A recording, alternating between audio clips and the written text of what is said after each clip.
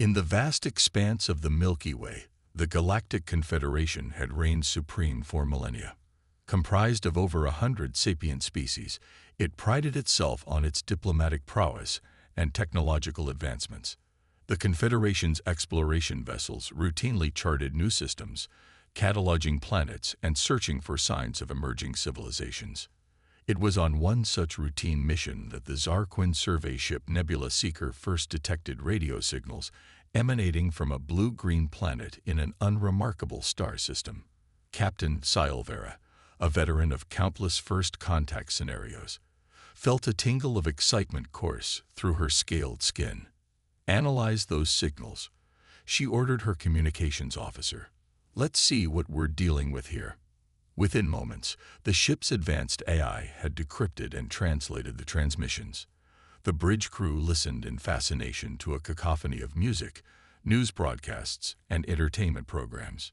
Primitive, but not without potential, Silvera mused. Prepare a first contact package. We'll initiate communication as per standard protocols. The Nebula Seeker took up orbit around Earth, cloaked from detection by its advanced stealth technology. For weeks, they observed and studied, compiling a comprehensive report on human civilization. The Confederation's algorithms predicted at least another century before humans would achieve viable interstellar travel. When the time came to make their presence known, Captain Silvera chose to follow the traditional approach. The Nebula Seeker decloaked over New York City, its massive form casting a shadow over the bustling metropolis. The reaction was chaos. Panicked humans fled the streets, while military jets scrambled to intercept the alien vessel. Captain Silvera watched the commotion with a mixture of amusement and concern. "Broadcast the first contact message," she commanded. "Let's calm these creatures down before they hurt themselves." The message, carefully crafted to be reassuring and non-threatening, was transmitted globally in all major human languages. It spoke of peace, cultural exchange, and the welcoming of humanity into the galactic community. The response was not what the Zarquin had expected. Instead of the usual awe and reverence they received from newly contacted species, humans reacted with a bewildering mix of emotions. There was fear, yes, but also excitement, skepticism, and an insatiable curiosity that bordered on recklessness. Within hours of the broadcast, hackers worldwide were attempting to breach the Nebula Seeker's firewalls. Military strategists were already gaming out scenarios for both defense and offense against the alien visitors.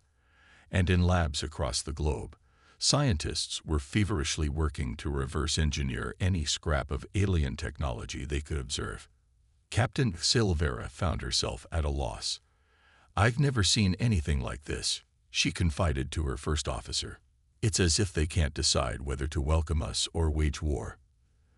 The situation grew even more complex when human leaders finally agreed to a face-to-face meeting. The United Nations hastily convened a special session to greet the alien delegation. Captain Silvera, accompanied by a team of diplomats and xenobiologists, transported down to the General Assembly Hall. As the Zarquin delegation entered, a hush fell over the assembled human representatives. Silvera, standing nearly 8 feet tall with iridescent scales and 4 arms, cut an imposing figure. She stepped up to the podium, her translator device at the ready. "Greetings, people of Earth," she began. "We come in peace, representing the Galactic Confederation. We offer you knowledge, technology, and a place among the stars." What followed was a barrage of questions from the human delegates. They inquired about everything from the composition of the Confederation to the principles of faster-than-light travel. The Zarquin were taken aback by the directness and breadth of the questions. One exchange, in particular, stood out. A representative from a small nation stood up and asked, "What happens if we choose not to join your Confederation?" The question caught Silvera off guard. In all her years of first contact experiences, no species had ever considered refusing membership. The benefits were too great, the alternative too isolating. "That's never happened before," she admitted. "The Confederation is a voluntary association, but all species we've encountered have seen the wisdom in joining." The human smiled, a gesture Exile Vera was still trying to interpret. "Well, Captain, humanity has a long history of charting its own course. We appreciate your offer, but we'll need time to consider all our options." As the session continued, Exile Vera began to realize that humans were unlike any species the Confederation had encountered. Their history was riddled with conflicts, yet they had achieved remarkable progress in a short span of time. They were divided, yet capable of uniting in the face of external challenges. And perhaps most troublingly, they showed an almost reckless disregard for established galactic norms. After the UN session, Exile Vera returned to the Nebula Seeker, her mind whirling with new information and concerns. She immediately composed a report to the Confederation Council, flagging humanity as a species of special interest. "These humans," she wrote, "possess a unique combination of traits that both intrigues and unsettles me. Their technological progress is accelerating at an unprecedented rate. Within days of our arrival, they had already made significant strides in understanding some of our basic systems. Their adaptability and innovative thinking are unlike anything we've seen." She paused, considering her next words carefully. "However, their history of conflict and their unpredictable nature make them potentially dangerous. They question everything, accept nothing at face value, and seem almost eager to challenge the status quo. I recommend careful monitoring and a cautious approach to integration." As the Nebula Seeker prepared to depart Earth orbit, leaving behind a small diplomatic contingent, Captain Silvera stood at the view screen, gazing down at the blue planet. "What will you become?" she wondered aloud. "A valuable ally or a terrible threat?" Little did she know that humanity's entry onto the galactic stage would soon reshape the very foundations of the Confederation. The age-old institutions and carefully maintained balance of power were about to face a challenge unlike any they had encountered in their long history. As Earth shrank to a small blue dot behind them, Silvera couldn't shake the feeling that the galaxy would never be the same again. Humanity, with all its contradictions and potential, was about to make its mark on the cosmos, and the Galactic Confederation, for all its age and wisdom, was utterly unprepared for the storm that was coming. In the decades following first contact, humanity's progress shocked the Galactic Confederation. What had been predicted to take a century occurred in mere years. Humans reverse-engineered and improved upon alien technologies at an alarming rate, fueled by a competitive spirit that both fascinated and terrified other species. Dr. Elena Rodriguez, Earth's foremost expert in xenotechnology, stood before a panel of Confederation scientists, her holographic form projected across light years. "Ladies, gentlemen, and others," she began, a hint of pride in her voice.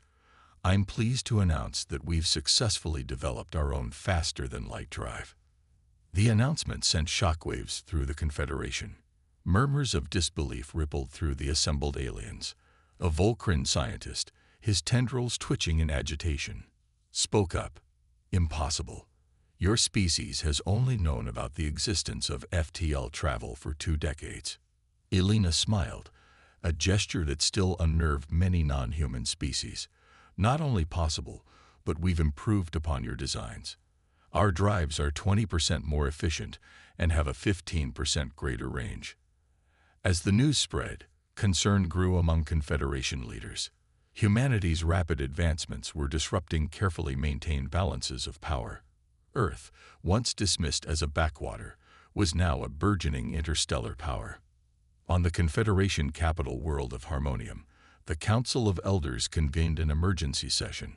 High Chancellor Zixur, a being of pure energy contained within a crystalline matrix, addressed the gathering. "We face an unprecedented situation."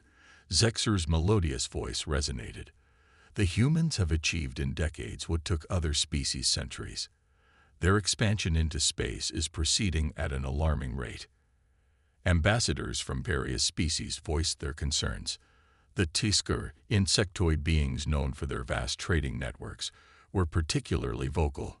"These humans are disrupting established trade routes. chittered Ambassador Crick.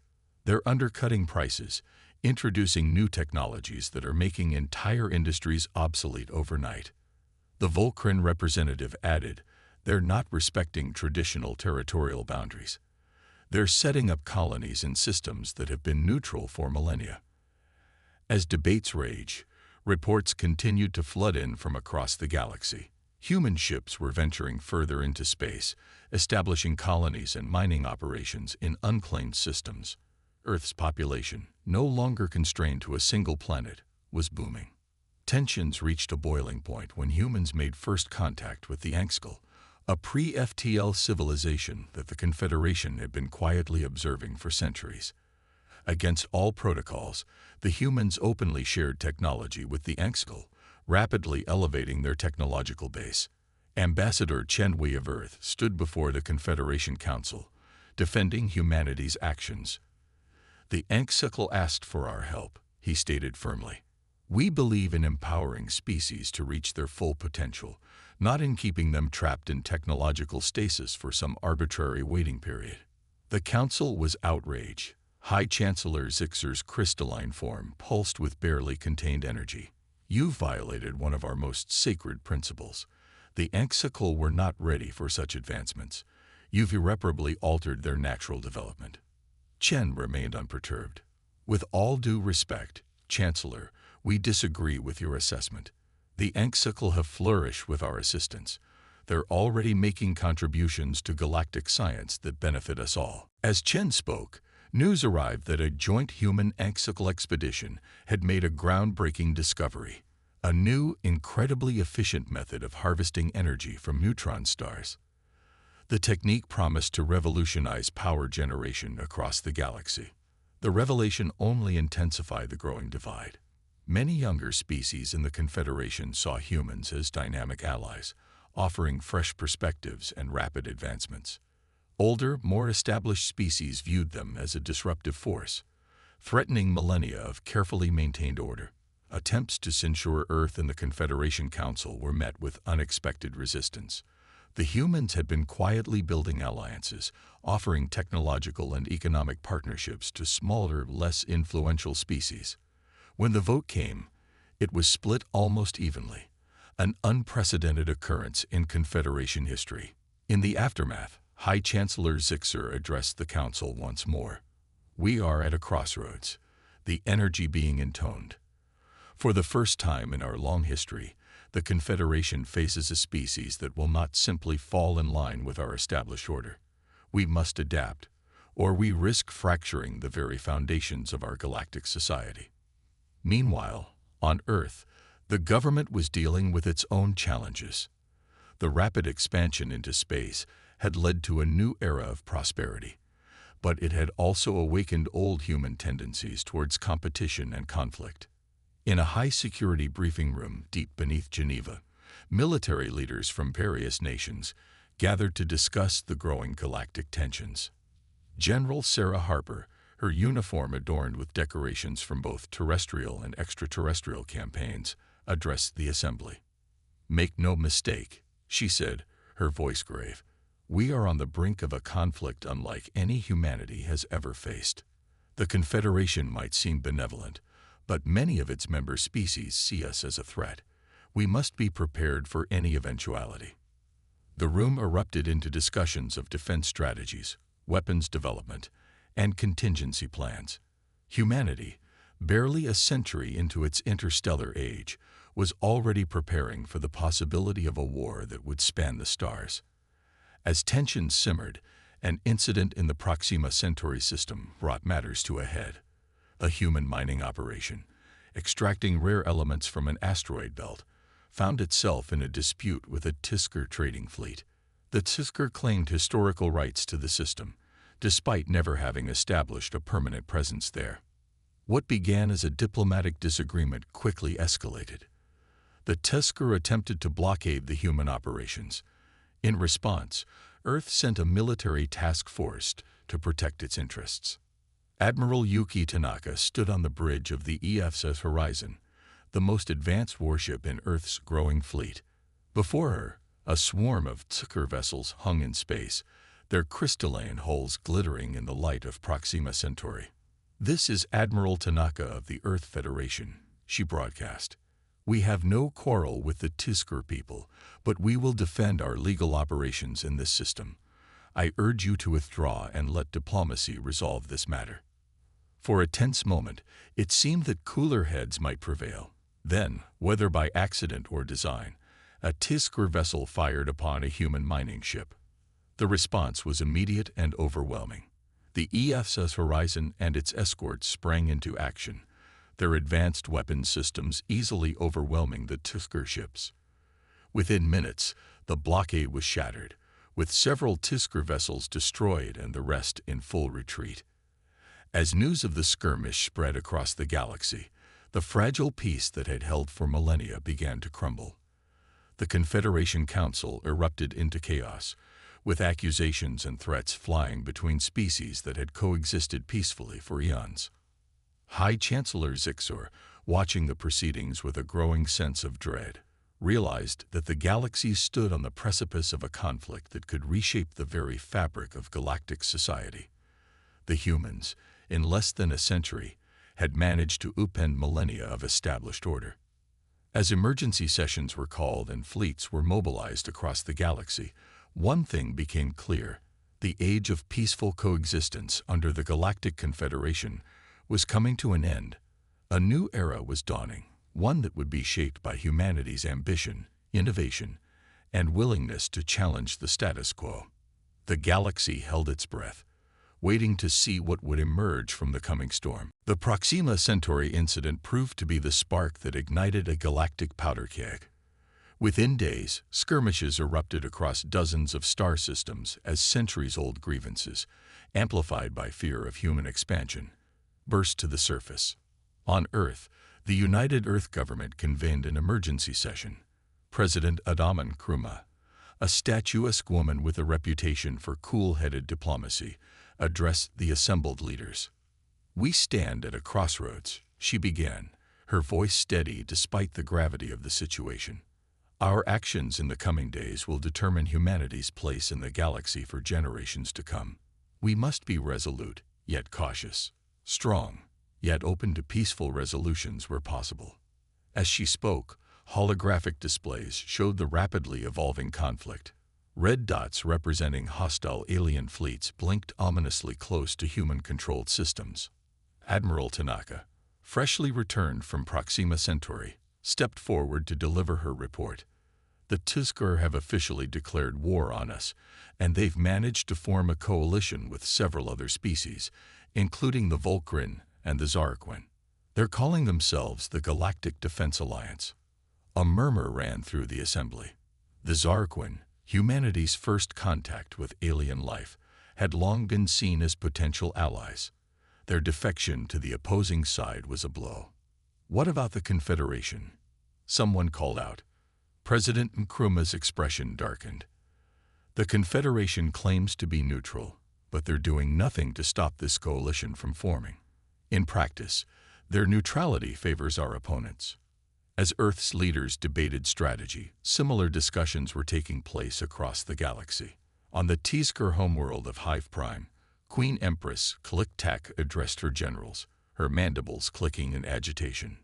"These humans are a plague upon the galaxy," she chittered. "They upset the natural order, they disregard traditions, they innovate without concern for consequences. We must stop them before they remake the galaxy in their chaotic image." Her words were met with a chorus of agreeing clicks and whistles. The Tiskor, along with their allies, began mobilizing fleets on a scale unseen in galactic history. Meanwhile, in the crystalline chambers of Harmonium, the Confederation Council was in uproar. High Chancellor Zixor struggled to maintain order as representatives hurled accusations and demands. "We must intervene," shouted the Anxical ambassador, his tentacles waving frantically. "The humans are our allies. They've done nothing but help us advance." "They've done nothing but sow chaos," retorted the Volcrin representative. "This war is the inevitable result of their reckless expansion." As the council descended into chaos, Zixor realized with growing dread that the Confederation, for all its age and supposed wisdom, was paralyzed in the face of this crisis. Back on Earth, humanity was mobilizing for war with characteristic speed and innovation. Shipyards that had been building exploration vessels and cargo haulers now churned out warships at an astonishing rate. Scientists worked around the clock to develop new weapons and defenses, pushing the boundaries of physics in ways that shocked their alien counterparts.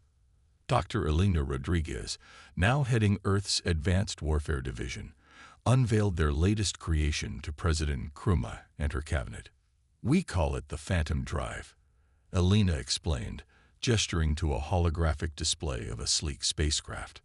"It allows our ships to phase partially out of normal spacetime, making them nearly impossible to detect or hit with conventional weapons." President Nkrumah nodded grimly. "How soon can we deploy it?" "We're outfitting our first squadron now.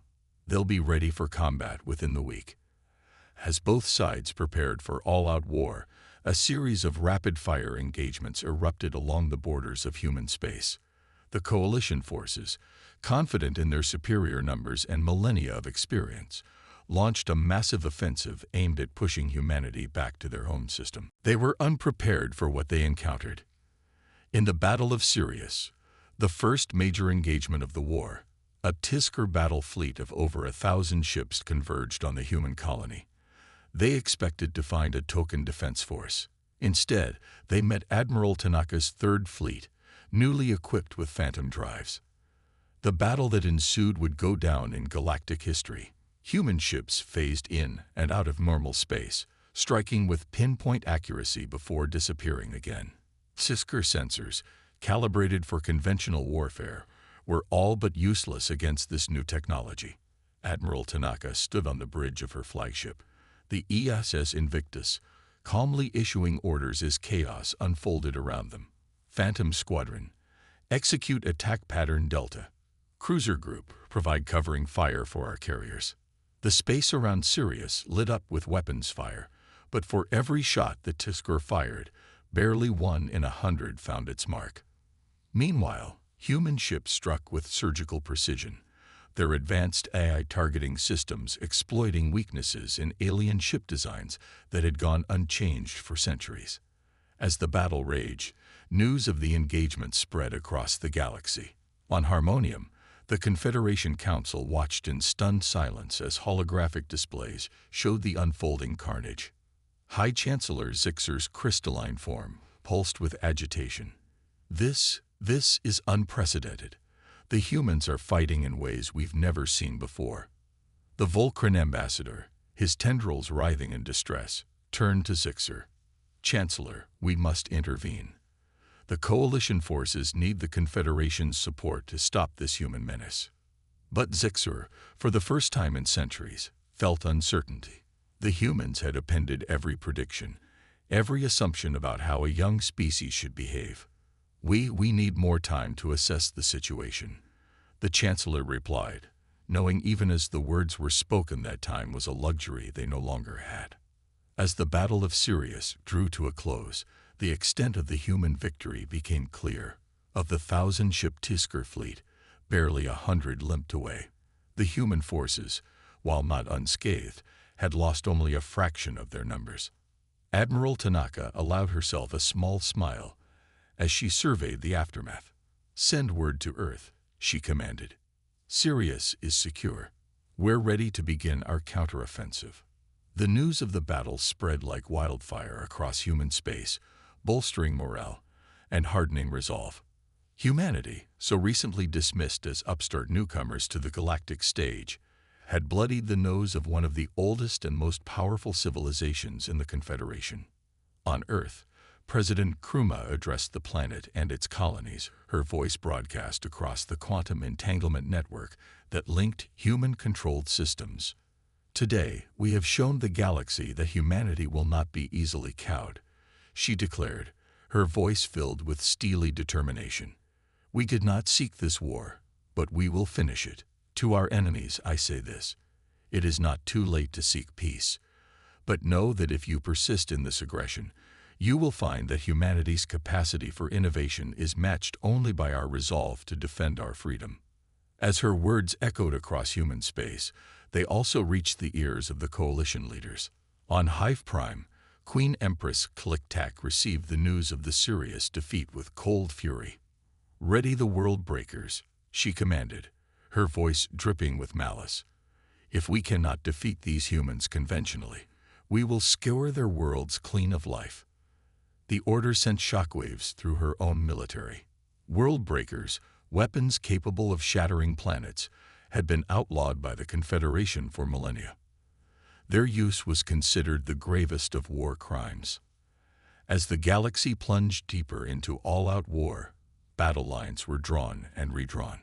The conflict that had begun as a dispute over mining rights was rapidly escalating into an existential struggle that threatened to reshape the political landscape of the entire Milky Way.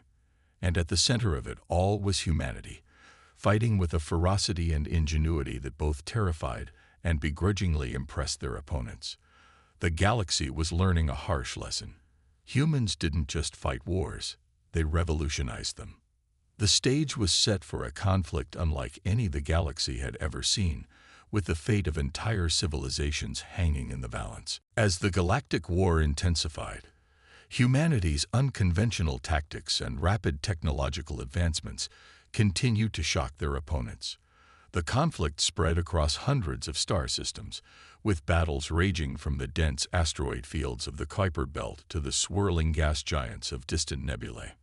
On the war-torn planet of New Eden, once a thriving human colony now turned into a brutal battleground. Major Zara Chen crouched in the ruins of what had once been a proud city. Her powered armor, a marvel of human engineering, allowed her to move silently despite its imposing size. "Wraith Squad, report in," she whispered into her comm. One by one, her team of elite operatives checked in.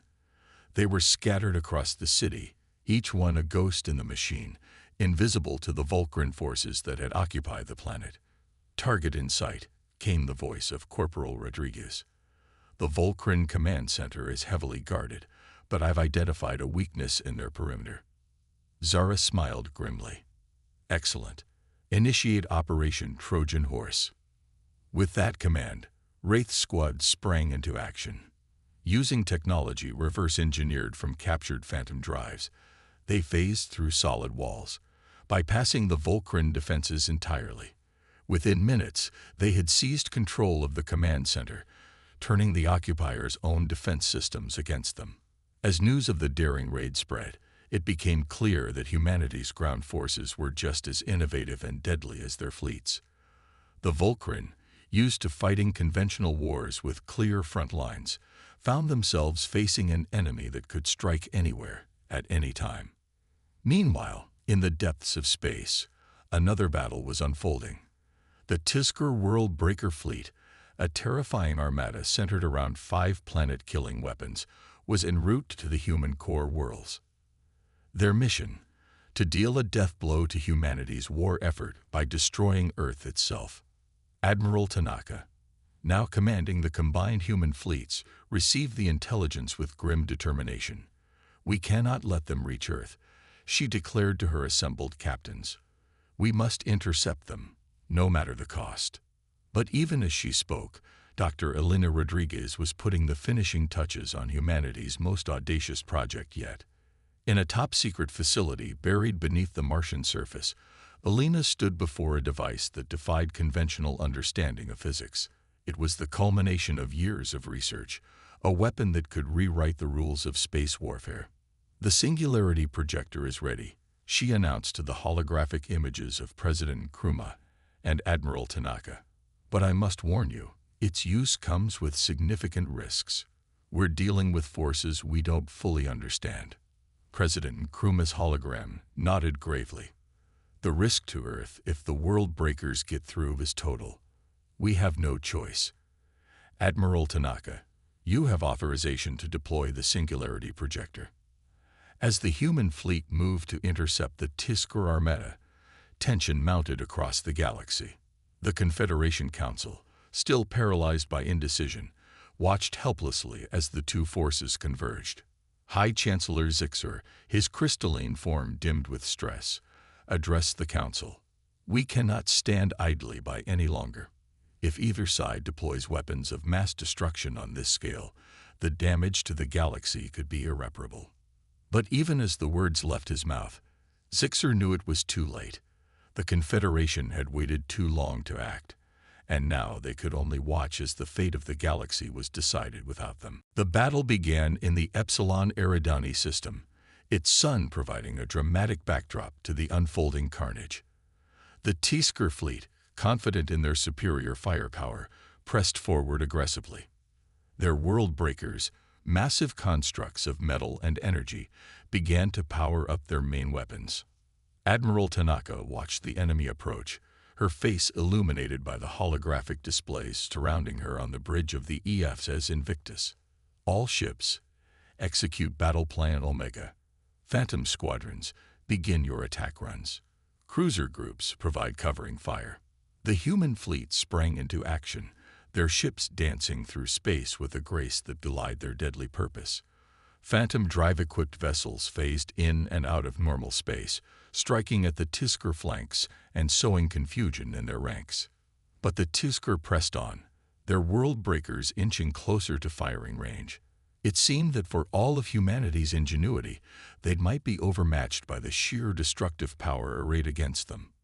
Then, at the height of the battle, Admiral Tanaka gave the order, "Deploy the Singularity Projector." From the depths of the human fleet, a single ship emerged. Smaller than a destroyer, it looked almost insignificant among the massive warships surrounding it. But as it activated its main weapon, the fabric of space itself began to warp. A beam of intense, focused energy shot out from the ship, striking the lead world breaker. For a moment, nothing seemed to happen. Then, to the astonishment of both sides, a tiny black hole sprang into existence at the point of impact. The world breaker, a construct designed to destroy planets, found itself being torn apart by forces it was never meant to withstand. The black hole grew rapidly, consuming not just the world breaker but several nearby Tiskar ships as well. Panic spread through the Tiskar fleet. They had come expecting to face a primitive species armed with crude imitations of Confederation technology. Instead, they found themselves confronted by weapons that defied their understanding of the universe itself. Admiral Tanaka seized the moment. All ships, press the attack. Concentrate fire on the remaining world breakers. The human fleet surged forward, their weapons finding marks with unerring accuracy. Tiskar ships, their formations shattered by the unexpected threat of the Singularity Projector, fell in droves. As the battle raged, news of the humans' incredible weapons spread across the galaxy at faster-than-light speeds. On Hive Prime, Queen Empress Click-Tack received the news with a mixture of disbelief and terror. Impossible, she chittered, her mandibles clicking rapidly in agitation. No species at their level of development should be capable of such a weapon. We must sue for peace before they turn it on our homeworlds. Similar reactions echoed across the planets of the Galactic Defense Alliance. The coalition that had formed to contain humanity now found itself facing an enemy far more terrifying than they had ever imagined. As the last of the world breakers fell to the combined assault of the human fleet, Admiral Tanaka allowed herself a moment of relief. "Send word to Earth," she commanded. "The threat has been neutralized. We've won." But even as the words left her mouth, she knew that this victory was just the beginning. The galaxy had been fundamentally changed by this conflict, and the repercussions would be felt for generations to come. On Harmonium, the Confederation Council was in an uproar. The use of both world breakers and the humans' Singularity Projector violated every treaty and convention that had governed galactic warfare for millennia.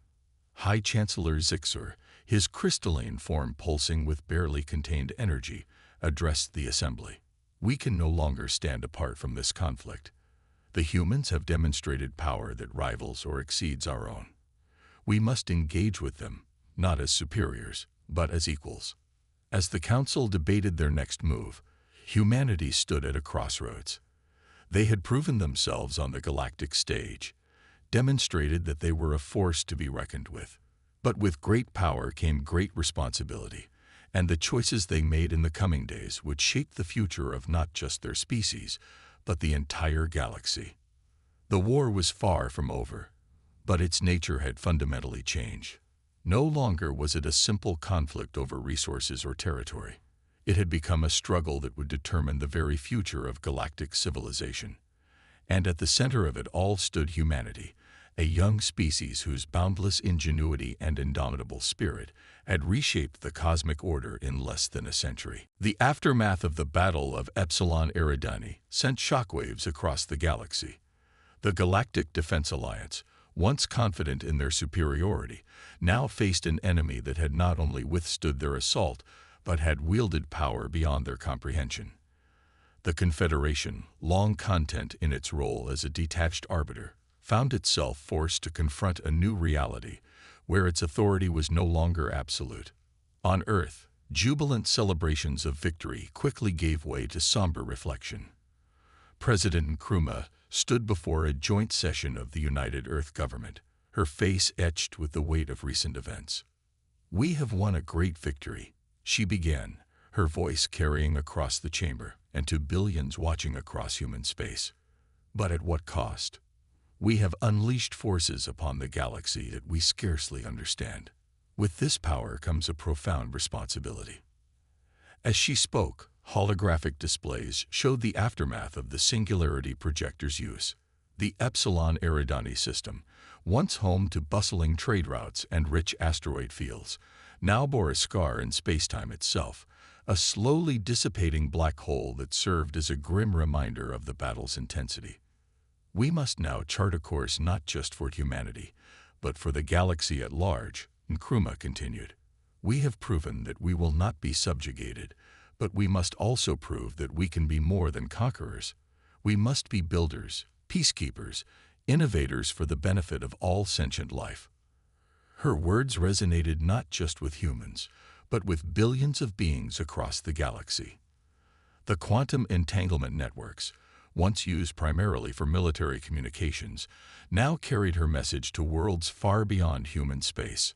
On Harmonium, the Confederation Council had finally reached a decision. High Chancellor Zixer, flanked by representatives from every member species, prepared to address the galaxy. "For too long, we have clung to old ways, comfortable in our perceived superiority." Zixer's melodious voice rang out. "The recent conflict has shown us that the galaxy is changing, and we must change with it. We hereby extend an invitation to the human race to join the Confederation, not as subordinates, but as full and equal partners." The announcement sent ripples of shock and excitement across countless worlds. Many older species bristled at the idea of elevating such a young race to equal status, but others saw it as a necessary step to prevent further conflict. Back on the EFS Invictus, Admiral Tanaka received the news with a mixture of hope and skepticism. "They're extending an olive branch," she mused to her senior staff. "But can we trust them after everything that's happened?" Dr. Elena Rodriguez, who had joined the Admiral following the deployment of the Singularity Projector, offered her perspective. "Trust will need to be built over time, but this is an opportunity to reshape galactic politics in a way that benefits everyone, not just the established powers." As discussions and negotiations began, it became clear that the old galactic order was gone forever. Humanity, in its brief but explosive entrance onto the cosmic stage, had acted as a catalyst for change that had been centuries in the making. The Tsisker, once the driving force behind the Galactic Defense Alliance, now faced internal strife. Queen Empress Kliktak found her authority challenged by a growing faction of younger Tsisker who saw the war as a disastrous mistake. "We cannot cling to old hatreds," declared Prince Herr Zuriktik, addressing a swarm of millions. "The humans have shown us that there are forces in this universe far greater than our petty squabbles. We must adapt, or we will perish." Similar movements sprouted across the galaxy. Species that had long been content with their place in the Confederation's hierarchy now looked to humanity as an example of what could be achieved through innovation and determination. On the war-torn world of New Eden, Major Zara Chen oversaw not a military operation, but a joint human-Vulcaran reconstruction effort. Former enemies worked side by side, rebuilding what had been destroyed and forging new bonds in the process. "It's strange," Zara remarked to a Vulcaran engineer as they surveyed the progress. "A few months ago, we were trying to kill each other. Now we're building a future together." The Vulcaran, its tendrils moving in a gesture of agreement, replied, "Perhaps this is the true victory, not the defeat of an enemy, but the making of a friend." As the months passed, a new galactic structure began to emerge. The Confederation, under pressure from humanity and reform-minded member species, underwent a radical restructuring. The Council of Elders was replaced by a more representative body, with seats allocated based on merit and contribution rather than age or tradition. Humanity, true to its nature, continued to innovate at a breakneck pace. But now, instead of developing weapons of war, their efforts were focused on solving the great challenges facing the galaxy. Dr. Elena Rodriguez, working with a team of multi-species scientists, made breakthroughs in sustainable energy production that promised to end resource conflicts across hundreds of worlds. The Phantom Drive technology, once a closely guarded military secret, was adapted for civilian use, revolutionizing trade and exploration. Human ships, crewed by mixed species teams, ventured into the unknown reaches of the galaxy, pushing back the boundaries of known space. Even the Singularity Projector, that terrifying weapon born of desperate times, found peaceful applications. Carefully controlled micro-singularities were used to clean up space debris, neutralize dangerous stellar phenomena, and even as a means of terraforming inhospitable planets. 5 years after the Battle of Epsilon Eridani, representatives from every sapient species in the galaxy gathered on a newly constructed space station orbiting a neutron star, neutral ground that belonged to no one and everyone. President Kruma, now in her second term and recognized as a galactic leader, stood alongside High Chancellor Zixer, Queen Empress Kliktak, and dozens of other heads of state. Together, they signed the Galactic Concordat, a new charter that would govern relations between species for generations to come. Today, we turn the page on a dark chapter in our shared history, Nkrumah declared, her words broadcast to trillions of beings across the Milky Way. We look to the future not with fear of the unknown, but with hope for what we can achieve together. Our differences are not a source of conflict, but a wellspring of strength. United, there is no challenge we cannot overcome, no frontier we cannot explore. As she spoke, in orbit high above, the EFS Invictus and a T-Skurhev ship moved in perfect formation, a symbol of the new cooperation between once bitter enemies. Admiral Tanaka, standing on her bridge, allowed herself a smile at the sight. "We did it," she murmured. "We found a better way."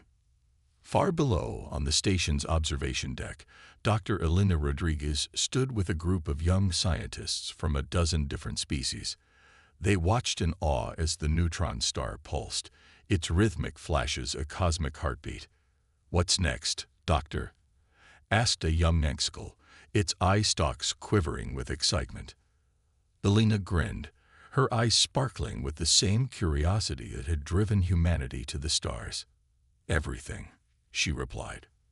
"The whole universe is waiting for us to explore it, to understand it. And now we'll do it together." As the signing ceremony concluded and the assembled leaders dispersed to mingle, there was a palpable sense of hope in the air. The galaxy had been through fire and come out stronger on the other side. Old enmities were being set aside, new alliances forged.